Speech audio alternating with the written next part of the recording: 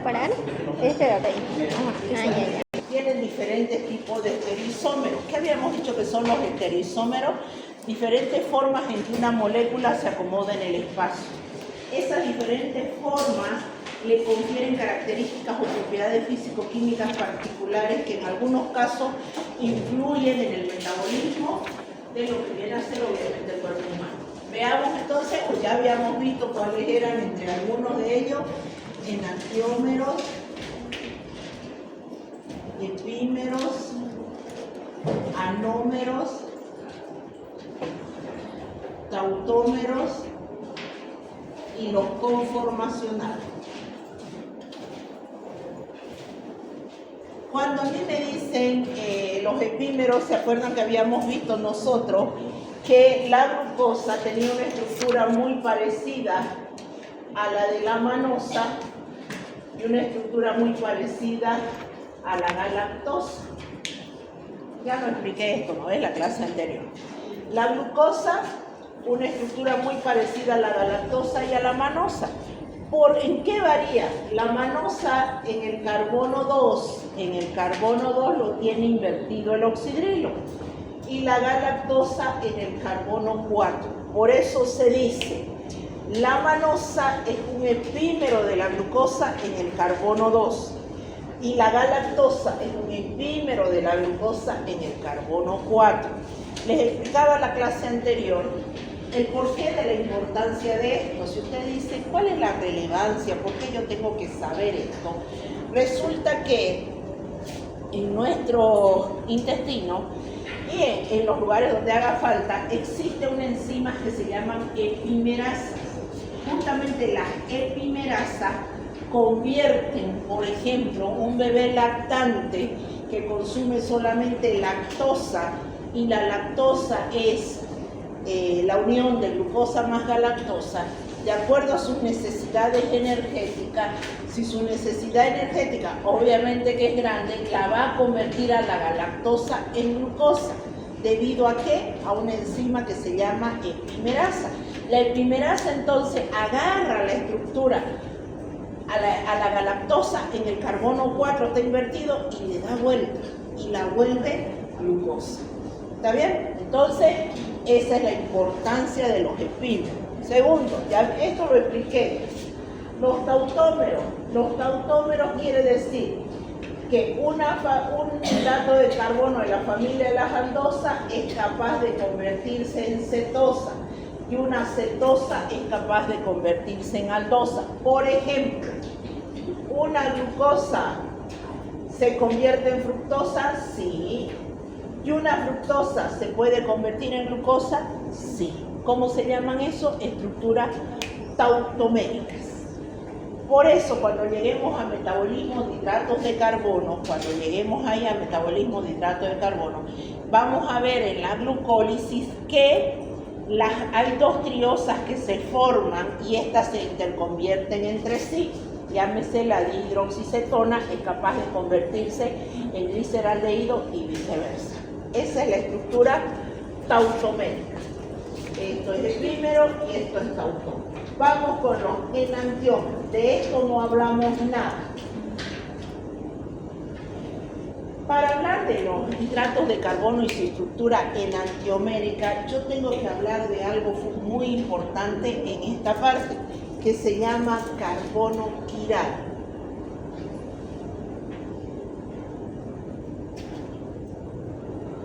Carbono quiral. El carbono quiral, ¿qué es el carbono quiral?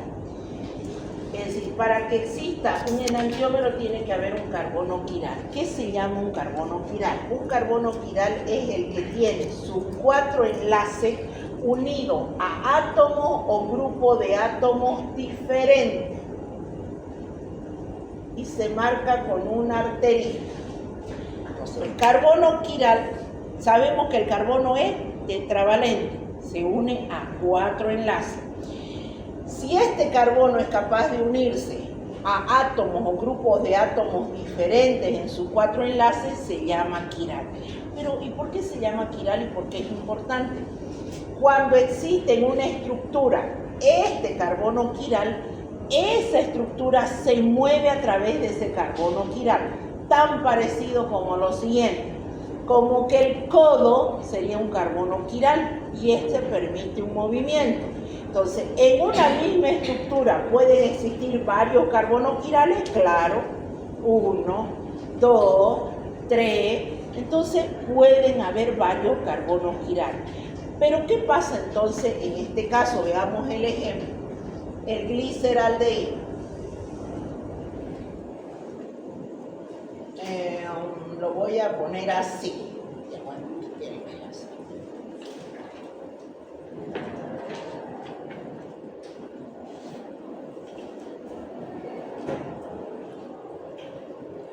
Muy bien. Me voy al primer carbono. Vamos a analizar el primer carbono. Aquí hay un enlace, 2, 3 y 4. ¿Estamos de acuerdo? Los 4 enlaces. Este enlace está unido a un hidrógeno. Este enlace está unido a todo este grupo. Y este otro enlace está unido. 2 enlaces están unidos a un mismo átomo. Entonces no es quiral. Para que sea quiral, tiene que estar unido a átomos o grupos de átomos diferentes. ¿El primer carbono es quiral? No, porque 2 enlaces están unidos a un mismo átomo. Me voy a venir aquí abajo, lo voy a desglosar. Lo voy a hacer así para que lo vea y después volvemos a lo mismo. Listo. Vengo a este carbono y digo, ¿será este carbono quiral? Lo mismo. Un enlace unido a oxidrilo, un enlace unido a toda esta estructura, ya van 2 diferentes, pero me vengo al tercero, hidrógeno, me vengo al cuarto, hidrógeno. No es quiral. Hay 2 enlaces que están unidos al mismo átomo, en este caso al mismo átomo. Muy bien. Me vengo entonces al del centro, a este de acá, el del centro. Un enlace está unido al grupo aldehído. Otro enlace está unido a un grupo oxidrilo. Otro enlace está unido a un hidrógeno. Y esto lo vamos a volver como era antes para verlo mejor. Y otro enlace está unido a un alcohol. Entonces, ¿cuál es el quiral? Ese es el carbono quiral. Porque tiene 1, 2, 3, 4 enlaces diferentes. ¿Está bien? 4 enlaces unidos a átomos o grupos de átomos diferentes. Muy bien. ¿Qué le va a hacer entonces? Encontraron, cuando le sacaban fotos a las estructuras, encontraban que habían hidratos de carbono, por ejemplo, que alrededor del carbono quiral el oxidrilo estaba a la derecha. Hagan de cuenta que este oxidrilo es la tapa. Si yo le doy vuelta, si esto gira, el oxidrilo se pone a la izquierda. Entonces, encontraban estructuras con un oxidrilo a la derecha, un oxidrilo a la izquierda sobre el carbono quiral. Y decidieron llamarle, si este era gliceraldehído, que este es el mismo, gliceraldehído, dijeron, muy bien, cuando el oxidrilo está a la derecha del carbono quiral, se va a llamar D-gliceraldehído. Cuando el oxidrilo está a la izquierda del carbono quiral, se va a llamar L-gliceraldehído. Carbono quiral, si este es el oxidrilo, este es el oxidrilo, este es el oxidrilo. Muy bien. ¿A qué conclusión también llegaron? Que son imágenes especulares. Imágenes especulares. Así como son las manos no superponibles, imágenes especulares no superponibles. Si este es el oxidrilo superponible, no así, superponible.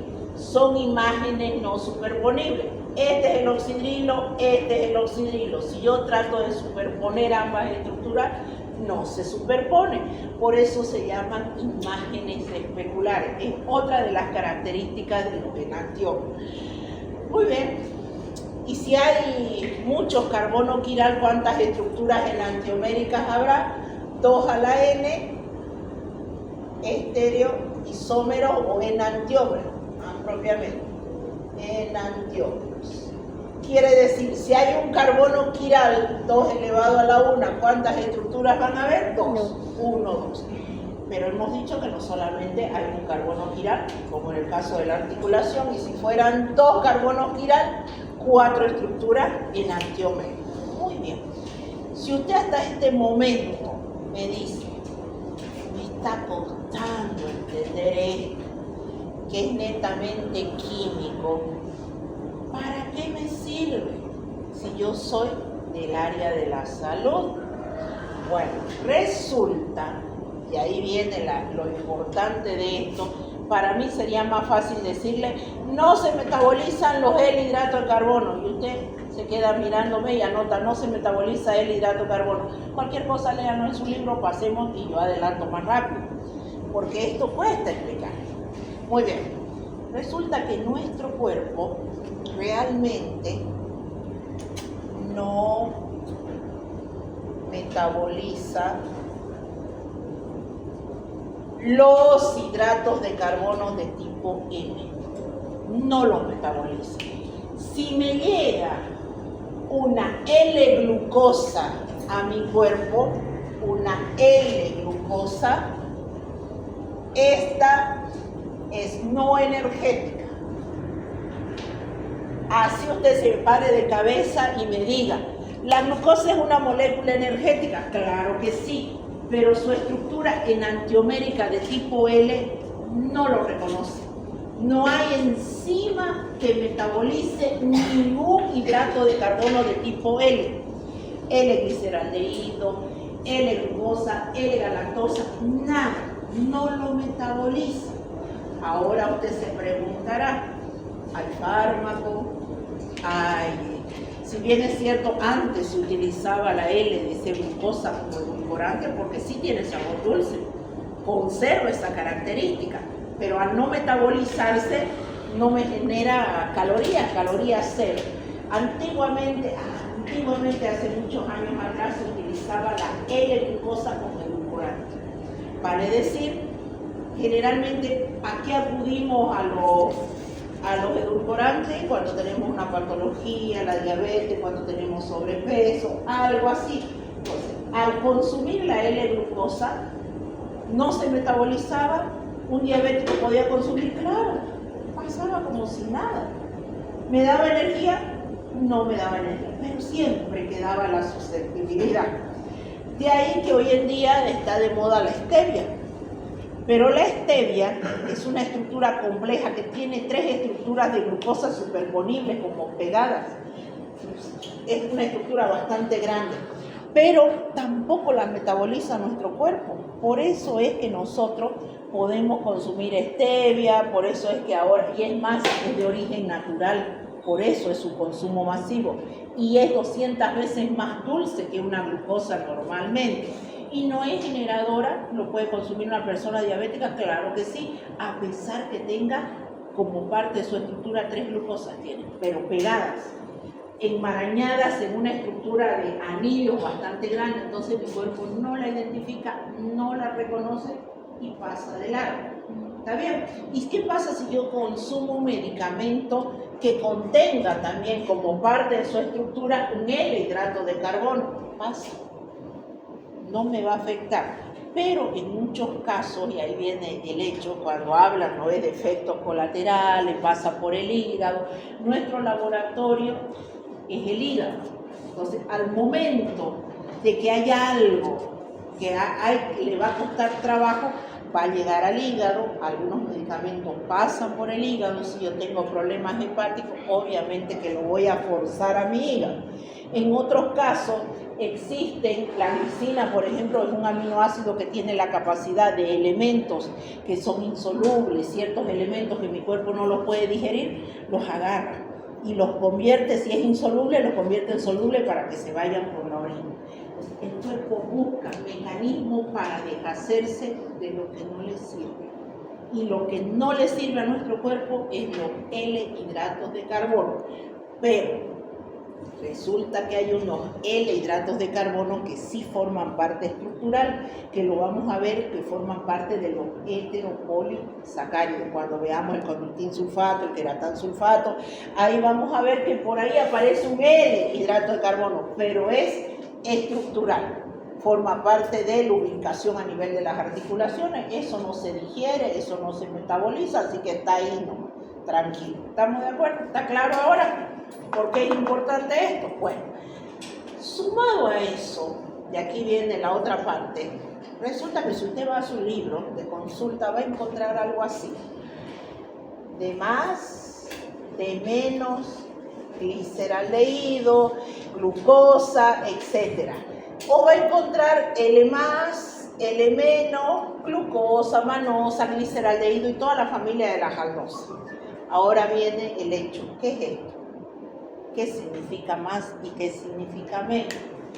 Para eso tenemos que hablar que los enantiómeros, ya sean D o sean L, cualquiera de ellos, presentan ese símbolo más y menos, se llama isomería óptica. Isomería óptica. ¿En qué consiste la isomería óptica? La isomería óptica consiste en lo siguiente. Hay una fuente de luz, vamos a poner fuente de luz, un foco, fuente de luz. Una fuente de luz emite radiaciones, esas son las ondas. Esas ondas contienen fotones que inciden en la retina y usted ve, todo lo que vemos es así. Esta luz blanca emite gran cantidad de longitudes de onda. A diferencia del negro, lo negro se dice que absorbe, no las refleja, absorbe. Y miren ustedes para que lo entiendan y no crean que es mentira, ¿por qué la ropa del oriente es blanca? Ticoy blanco, la ropa del Gamba, su pantalón y su camisa blanca. ¿Por qué? Porque el blanco repele las longitudes de onda. El negro las absorbe. Cuando hace calor, un solazo, nadie quiere vestirse de negro. Cuando hace frío nos vestimos de negro, ¿no ve? Porque justamente el negro atrae las longitudes de onda. Cuando algo está oscuro, negro, usted no ve nada. Si no, alguna vez apague todas las luces en su cuarto, todo, ni el celular, ni nada, cortinas oscuras y no va a ver nada. Porque justamente lo negro absorbe longitudes de onda. Entonces nosotros necesitamos una fuente de luz blanca. Emite muchas radiaciones. Necesitamos un monocromador, algo que agarra una de estas longitudes de onda. Dice, tomo un rayo de luz polarizada. Rayo de luz polarizado. Quiere decir, esto es un equipo que se llama polarímetro. No lo vemos nosotros, no lo hacemos, pero es para que lo entiendan. Todo esto es un pequeño equipito como un catalejo o algo así. Bueno, ese rayo de luz polarizada que se abre, son unas rendijas, se abre y permite el rayo de luz polarizada. Ese rayo de luz polarizada que proviene de una fuente de luz va a atravesar una celdilla. En esa celdilla yo voy a colocar una solución de glucosa, por ejemplo. De glucosa. Voy a colocar una solución de sacarosa, una solución de el hidrato de carbono que sea. Cuando este rayo de luz polarizada atraviesa la solución, si se desvía en el sentido de las manecillas del reloj, se dice que es isomería óptica positiva o dextrógena. Si va en sentido contrario a las manecillas del reloj, se dice que es isomería óptica negativa o levógena. De ahí que usted va a escuchar lo siguiente. En la jerga hospitalaria, solución de dextrosa. ¿A quién le llama eso? A una solución de glucosa. En la jerga hospitalaria, ya no tan común, pero a una solución de fructosa la llaman solución de levulosa. ¿Por qué eso? Porque la dextrosa dice que en su mayoría tiene una desviación hacia la derecha, dextrógena, y la solución de levulosa tiene una desviación hacia la izquierda o levógena. Entonces usted encontrará alguna vez, más que todo en la parte del médico más antiguo, que le dice una solución de dextrosa al 5%. Y usted dice, ¿qué es la dextrosa? Es la glucosa, al 5%. ¿Y por qué le llaman dextrosa? Por esto. Claro que no se lo van a explicar en el momento, le hacen un rayo, por ahí no saben, simplemente le dicen, porque se llama dextrosa. ¿Y por qué a la fructosa se le llama levulosa? Porque se la llama levulosa, por esto se la llama. Si yo colocara acá una solución de fructosa, ¿qué va a hacer la fructosa? El rayo de luz polarizada que lo atraviese no lo va a desviar, no se va a hacer en sentido derecho en las manecillas del reloj, sino en sentido contrario lo va a desviar, va a atravesar y lo va a hacer hacia el rayo, al otro lado. Por eso se llama levógiro o la llaman solución de levulosa. ¿Está claro? ¿Está entendido? Ahora ya cuando le diga a alguien solución de dextrosa, no lo mire feo, es solución de glucosa.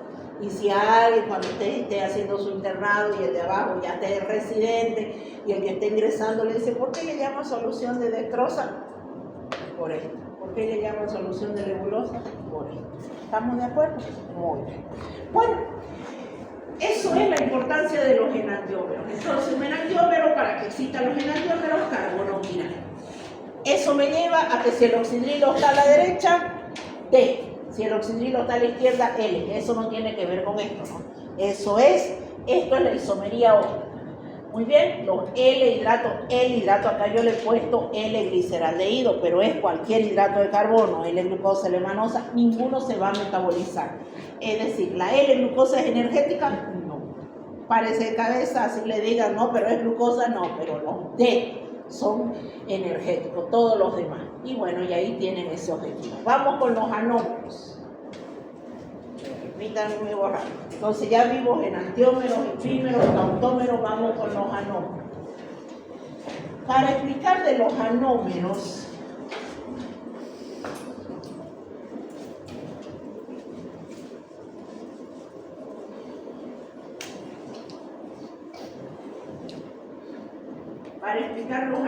tenemos que hablar de lo siguiente.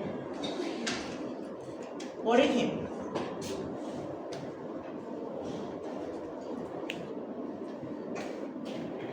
no quiero escribir en muchas estructuras, pero no me queda otra porque necesito que visualicen.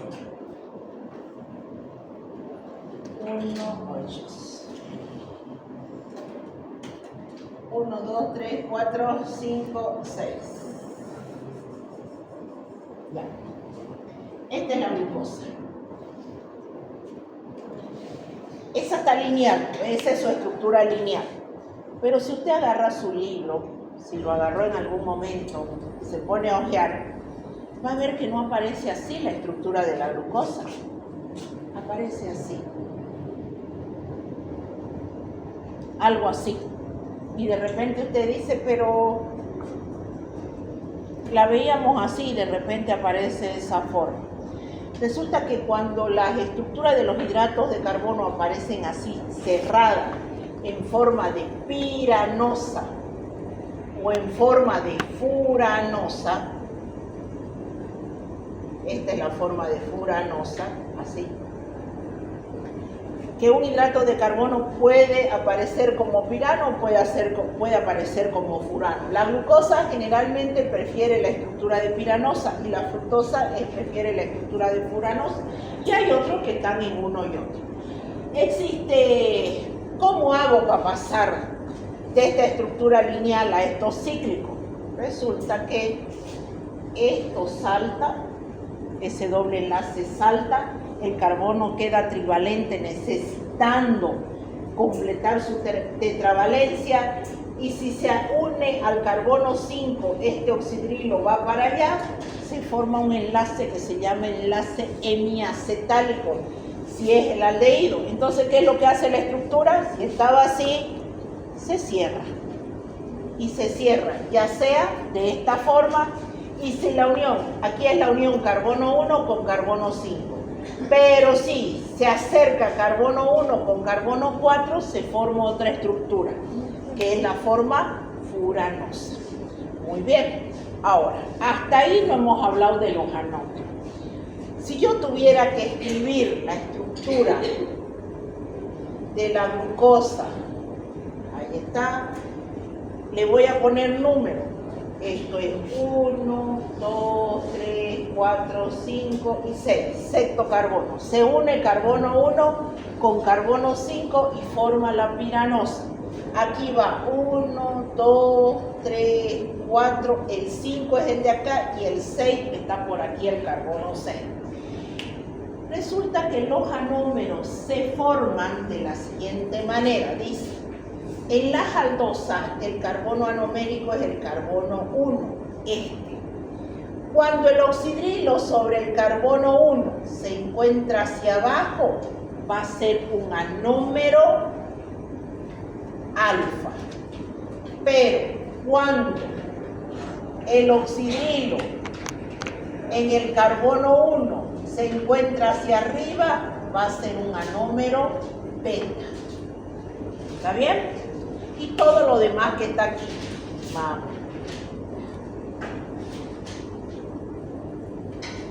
Si usted revisa su bibliografía, esto se llama alfa de glucopiranosa. ¿Listo? En el carbono 1 el oxidrilo está hacia abajo. ¿Esta cómo se va a llamar si vuelvo a hacer la misma estructura? Beta de glucopiranosa. Es decir, los anómeros se presentan cuando yo paso de una estructura lineal a una estructura cíclica. Y estos, ¿por qué en el carbono 1, en las aldosas? Porque aquí está el grupo funcional, el aldehído. En la fructosa, ¿dónde está el grupo funcional? En el carbono 2. Muy bien, esta fructosa tiene la capacidad de formar anómeros, de tipo o estructura cíclica de tipo furano. Pero aquí está el grupo funcional, el carbono 2 está ahí. El grupo funcional está en el carbono 2. Entonces, cuando yo tengo, por ejemplo, una fructosa, el carbono anomérico no es el carbono 1,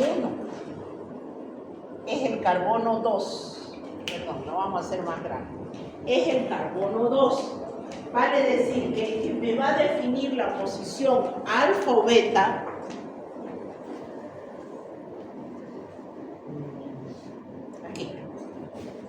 el que me va a definir la posición alfa o beta, ahora para una fructosa su estructura es más o menos así. Este es el carbono 2, el 1 está por acá, este es el 3, este es el 4, el 5 y el 6 que está por acá. El carbono, el que me define ahora la posición de arriba o hacia abajo, va a ser este grupo. El carbono 2, porque ahí está el grupo funcional. En la estructura de la glucosa, quien me define el anómero es el carbono 1, porque ahí está el grupo funcional. En este caso, si el oxidrilo va hacia abajo, va a ser alfa.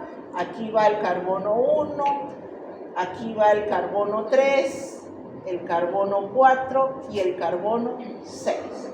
Si usted revisa su bibliografía, ese es el nombre de la alfa de fructofuranosa. Y si fuera beta, fuera al revés. Este va a ir hacia arriba y sería beta de fructofuranosa. Muy bien. ¿Por qué esto es importante? Porque nosotros vamos a ver el poder reductor de los hidratos de carbono. Lo que yo les decía, cuando hay una intolerancia a la lactosa, ustedes van a pedir una orden de laboratorio que se llama investigación de azúcares reductores. Investigación de azúcares reductores. Y a ustedes le van a decir o positivo o negativo. Listo. Y usted primero que tiene que entender el concepto de poder reductor. Si usted está pidiendo investigación de azúcares reductores, tiene que entender qué significa eso, no lo va a pedir por pedir. Muy bien. ¿Por qué es importante esto? Los ANOM. Porque me dice la clasificación de los hidratos de carbono desde el punto de vista laboratorial, que es lo que ustedes van a hacer en laboratorio. Los hidratos de carbono se clasifican desde el punto de vista práctico en reductores y no reductores. Ahora, la pregunta es, ¿qué es un hidrato de carbono reductor? ¿Cuál es el requisito que tiene que tener un hidrato de carbono para que sea reductor? Y donde usted lea, donde usted vea, le va a decir lo siguiente. Para que un hidrato de carbono sea reductor, tiene que tener su carbono anomérico libre. ¿Está claro? Para que un hidrato de carbono sea reductor, tiene que tener su carbono anomérico libre. Vale decir, en las aldosas, el carbono anomérico es el carbono 1. Y en las cetosas, el carbono anomérico es el carbono 2. Muy bien. Si yo tuviera,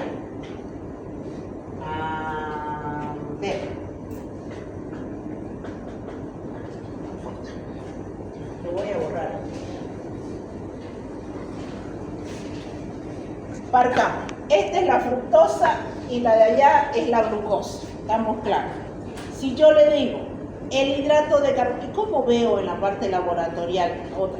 ¿Cómo lo voy a ver en el laboratorio que un hidrato de carbono es reductor? Sencillísimo, rápido y veloz, ustedes eso lo van a hacer. Yo agarro y enfrento al hidrato de carbono, por ejemplo, tomo un tubo de ensayo y coloco una solución de hidrato de carbono, por ejemplo, una solución de glucosa. La solución de glucosa es incolora, no tiene color, igual que una solución de sacarosa. No es pues el café, ¿no?, con el azúcar de mesa. No, usted agarra agüita y le echa sacarosa, es incoloro, ¿no ve? Claro que se agarra todo y le echa sacarosa, es café. Bueno, solución de glucosa, incoloro. Le voy a agregar el reactivo de Benedict. ¿Qué es el reactivo de Benedict? Es una sal de sulfato de cobre en medio básico. El cobre aquí está como +2. ¿Qué color es el reactivo de Benedict? Celeste. Las sales de cobre son celestes. Muy bien. Le voy a agregar, si yo tenía un ml acá, un ml de reactivo de Benedict, lo caliento. Agarro el tubito de ensayo, una pinza y lo flameo. Si aquí se vuelve de color rojo ladrillo, se dice que el hidrato de carbono es reductor. ¿Qué quiere decir eso? La glucosa se enfrenta al cobre +2 y lo reduce a cobre +1 y ella se oxida a ácido glucónico. ¿Qué pasa con este cobre +1? El cobre +1 es un estado de oxidación inestable. Si usted se acuerda de colegio, el cobre tiene cobre 0, cobre 1 y cobre 2. Cuando está como cobre 0, poderoso. Cuando está como cobre 2, igual. Pero cuando está como cobre 1, ahí está. O me oxido o me reduzco. Entonces este cobre 1 toma el oxígeno rápidamente y se convierte en óxido de cobre, un precipitado de color rojo ladrillo. Vale decir, ¿la glucosa será reductora? Sí, porque usted va a ver que se hace esto rojo ladrillo, por esta capacidad que tiene. Pero ¿qué requisito tenía que tener la glucosa para ser reductora? Su carbono anomérico anumérico libre. Ahora viene la interrogante. ¿Y todos los monosacáridos son reductores? Sí, porque están solitos. Yo le agarro la fructosa y le digo, ¿la fructosa es reductora? Sí, está solita. ¿La galactosa es reductora? Sí, nadie la está uniendo a nada. Pero si yo hablo de la sacarosa, por ejemplo, la sacarosa, voy a borrar esto, la sacarosa es la unión de la fructosa o la glucosa con la fructosa a través del carbono anomérico. Así, aquí lo voy a poner más chiquitito, ya lo vamos a ver en el enlace glicosídico, pero esta es más o menos la estructura de la sacarosa. La sacarosa tiene, y esta es la beta, la sacarosa es la unión de la fructosa con la glucosa a través del carbono anomérico. Este era el carbono anomérico de la fructosa, este era el carbono 2 y este es el carbono anomérico de la glucosa. Como ambos carbonos anoméricos están comprometidos en un enlace, resulta que si yo le agrego acá sacarosa más cobre más 2, no hay reacción. Queda celeste. No queda el color rojo ladrillo. ¿Qué digo? Es no reductor. Lo mismo pasa con el almidón, pero resulta que el almidón es la unión de muchas glucosas, que cada una de ellas es reductora, pero los carbonos anoméricos están unidos. Y el requisito es que sea libre, más sencillo. Si usted está casado, ¿se puede volver a casar? Sí, pero no debe, ¿no? Listo. Juega, pero han visto que se cambian hasta de religión por casarse. Hoy me casé por lo católico, mañana me vuelvo testigo, pasado mañana me vuelvo mormón, y se cambian. Que los hay. Bueno, en este caso las estructuras no, son muy respetuosas. Sí, estoy comprometido, mis carbonos anoméricos están comprometidos en un enlace, en una unión, chao, yo no soy reductor. Si tengo mis carbonos anoméricos libres, por lo menos uno en una estructura pequeñita, soy reductor. Por eso, el almidón es no reductor. Listo, sus enlaces están unidos bajo carbono anomérico. Por allá uno solito, pero no hace falta. La sacarosa es no reductora, pero la lactosa, si yo hago esta reacción, la lactosa más cobre es reductora. Automáticamente me da un color rojo ladrillo. Cuando usted pide investigación de azúcares reductores en ese, ¿qué hace el laboratorio? Agarra la muestra, ya no de solución de glucosa, agarra la muestra de heces fecales. Si está muy diarreica, agarra y la echa nomás en el tubito de ensayo, ni siquiera a veces le hace falta. Algunos usan la tirita de orina, pero no es correcto, es más correcto hacer esto. Usted le agrega reactivo de Benedict, lo calienta, algunos le echan solución fisiológica para diferenciar bien el color, para diluirlo, y ven un color rojo ladrillo y dicen ya, está eliminando lactosa a través de las heces. ¿Acaso es normal eliminar lactosa a través de las heces? No, porque se supone que usted en las microvellosidades de su intestino tiene la enzima lactasa, y la lactasa rompe a la lactosa en glucosa y galactosa, entra al torrente sanguíneo y le da energía.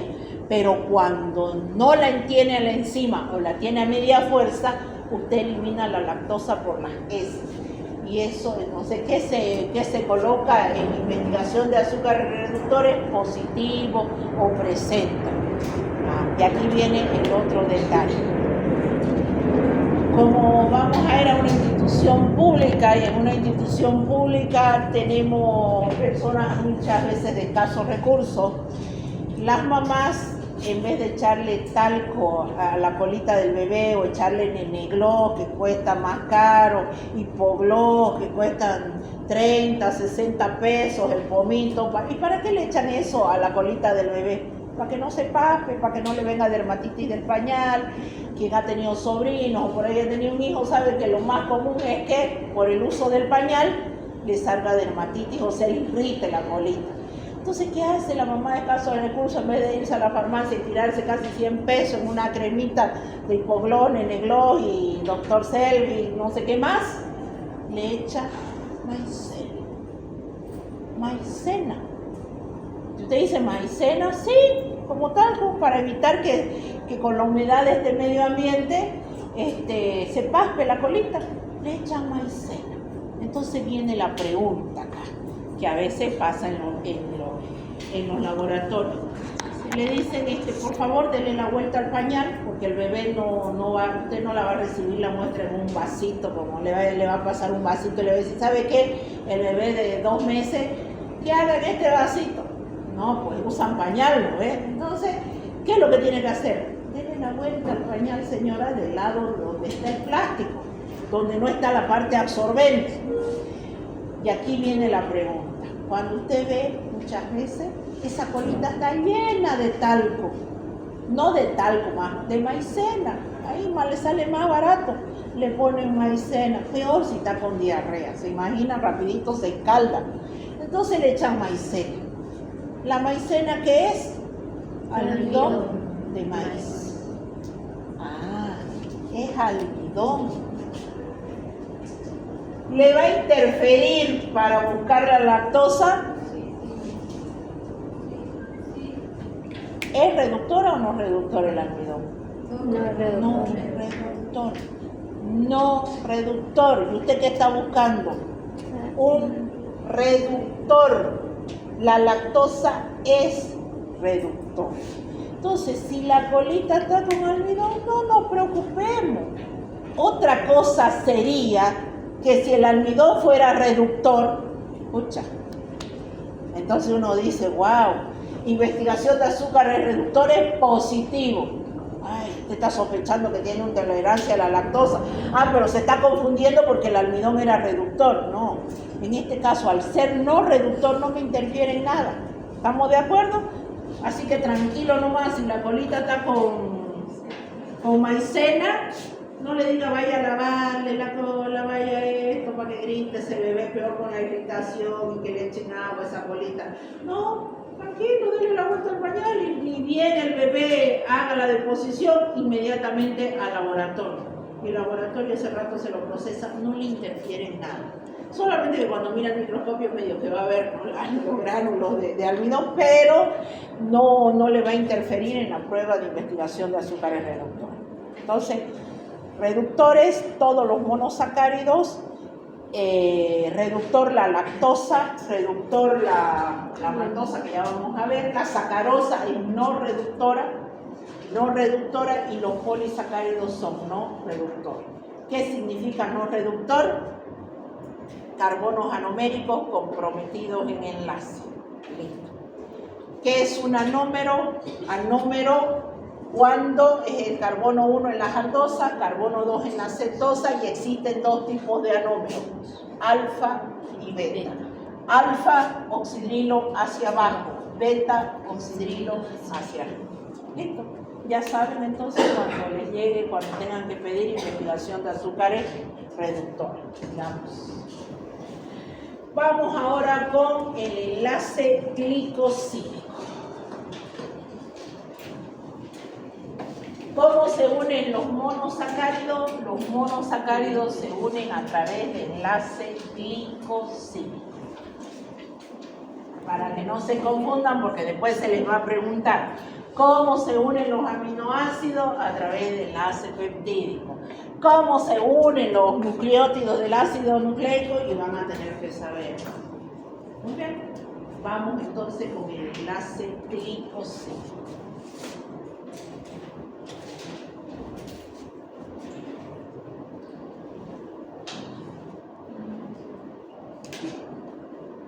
Bien.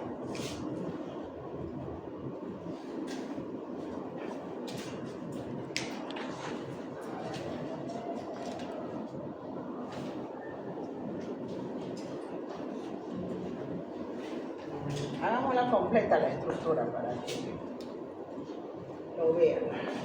Glucosa.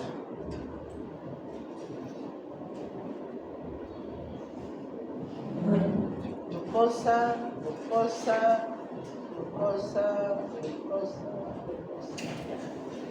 Esta es, como el oxidrilo está hacia abajo, oxidrilo está hacia abajo, alfa de glucopiranosa. Alfa de glucopiranosa. Si yo quiero unir a estas dos estructuras, yo agarro, por ejemplo, carbono 1 y este es el carbono 4, ¿no ven? 1, 2, 3, 4, 5 y 6. Si yo uno 1 con 4 y sale una molécula de agua, me queda un enlace así. Me queda un enlace de esa forma.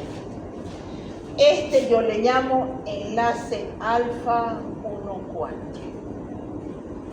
Ahora ya no va a ser glucosa con glucosa. ¿Cómo se va a llamar ahora? Borro. Esto es la nombre común, la maltosa. La maltosa es un disacárido. ¿Qué es un disacárido? La unión de dos monosacáridos. En este caso, la unión de glucosa más glucosa a través de un enlace alfa 1,4. ¿Cómo va a ser su nombre químico? Alfa de glucopiranosil 1,4 alfa de glucopiranosa o piranósido también. Este es el nombre químico y este es el nombre comercial. Maltosa. ¿Qué es la maltosa? La unión de dos glucosas. Finalmente, ¿qué es? Un disacárido. Un disacárido se forma por la unión de dos monosacáridos a través de un enlace glicosídico. ¿Qué sale? Una molécula de agua. Hasta ahí estamos bien. Yo tengo enlaces así. Yo puedo tener el enlace hacia arriba de esta forma y sigue siendo alfa. Pero, ahí viene el pero. ¿Qué pasaría si el oxidrilo está aquí arriba, el otro está aquí abajo y sale la molécula de agua? Yo voy a tener enlace cruzado.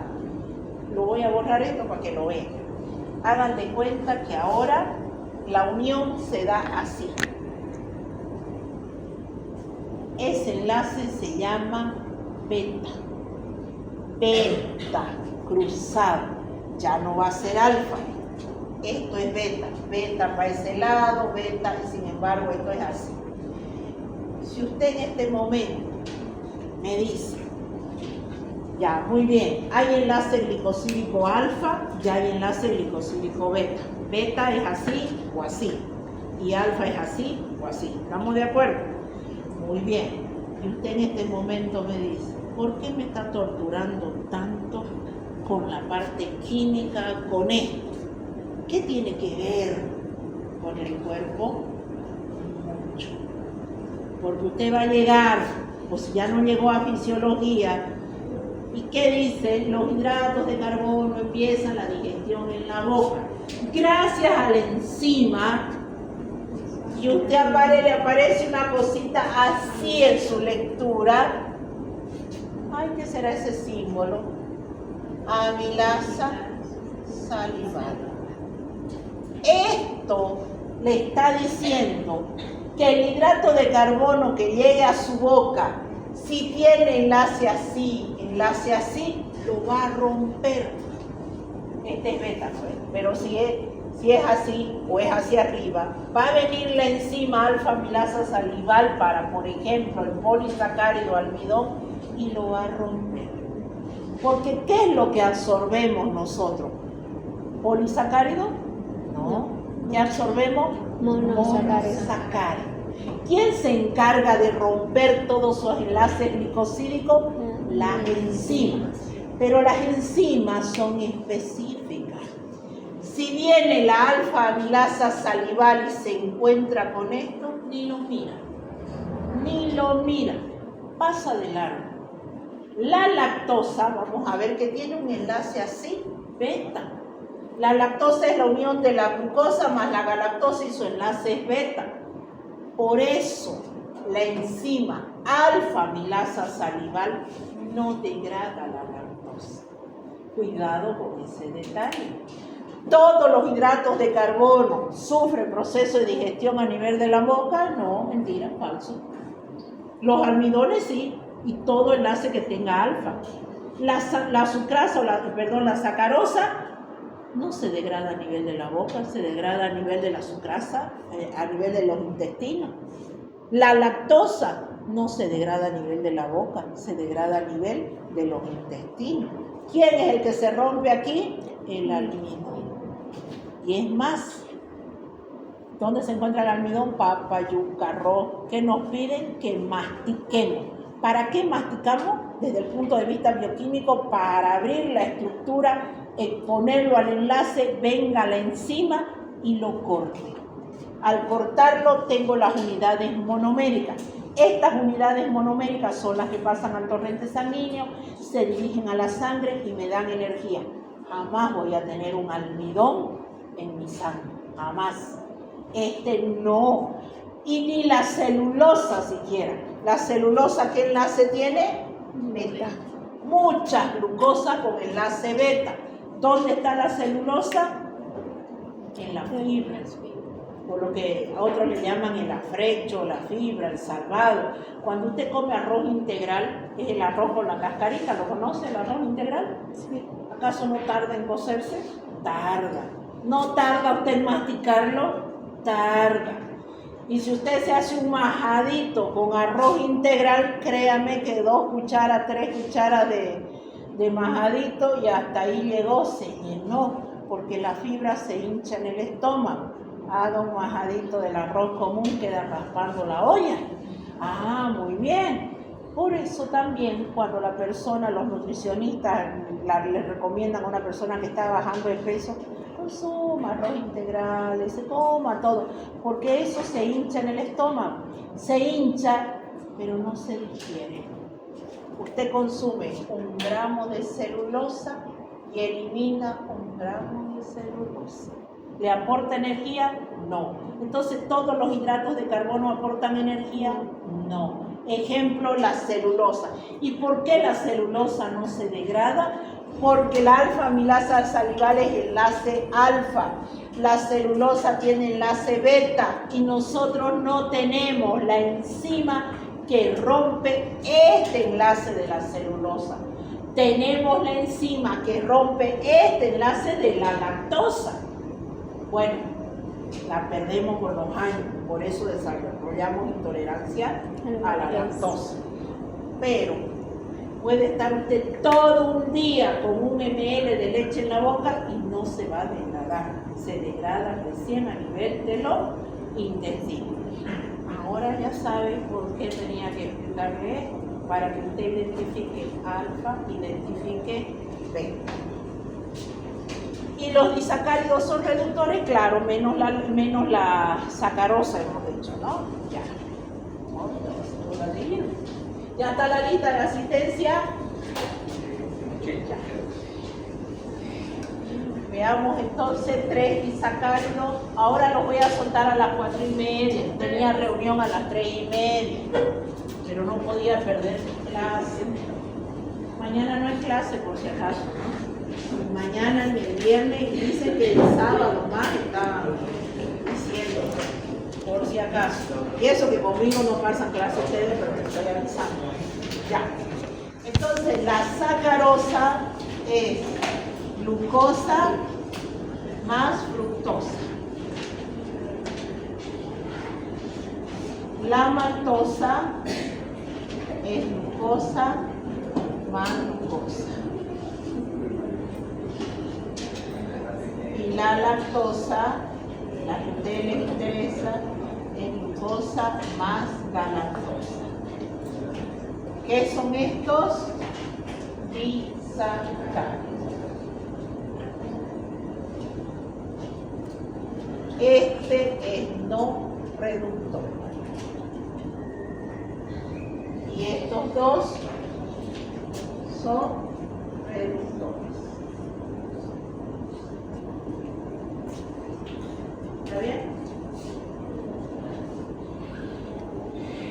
Bueno, eso es lo más importante que ustedes tienen que manejar de los disacáridos. ¿Y qué es un oligosacárido?